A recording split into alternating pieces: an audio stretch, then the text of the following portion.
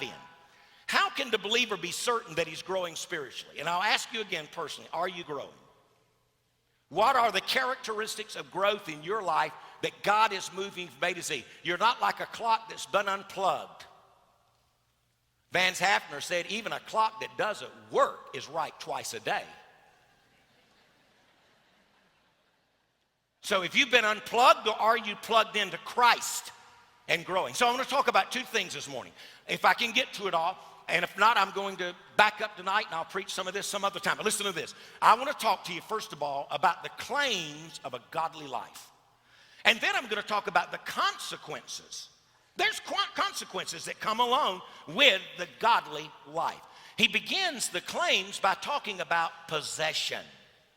If these things are yours, if they're yours. So the possession of the Christian virtues by the believer is a natural, expected thing by reason of the fact that he's become a partaker, verse number 4 of chapter 1, of the divine nature. So God's come to live in me.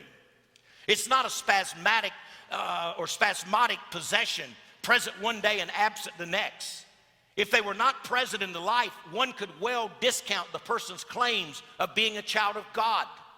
But the qualities of character do exist within us because we possess the divine nature. We must cultivate these things in our life so that they increase and produce fruit in and through our lives. Here's a great statement.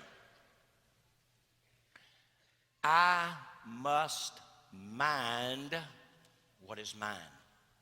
God has placed some precious virtues in my life, but I must mind what is mine.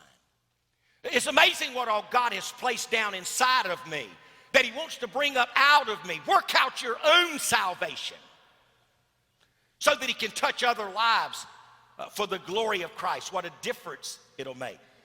Jesus said it well in John 15:4. He just reminded us in verse 3 that apart from him, I can do nothing. But now I've got a divine nature in me. Christ is in me. So he says this, Johnny, you abide in me and I in you. And as the branch cannot bear fruit of itself unless it abides in the vine, neither can you unless you abide in me. But the promise, if you were to go on and read that text, is that if I'm abiding in him, he will not only bring fruit, he will bring more fruit. And the Bible says he'll bring much fruit. Don't tell me that if you're faithful, you will not be fruitful. You will sooner or later be fruitful.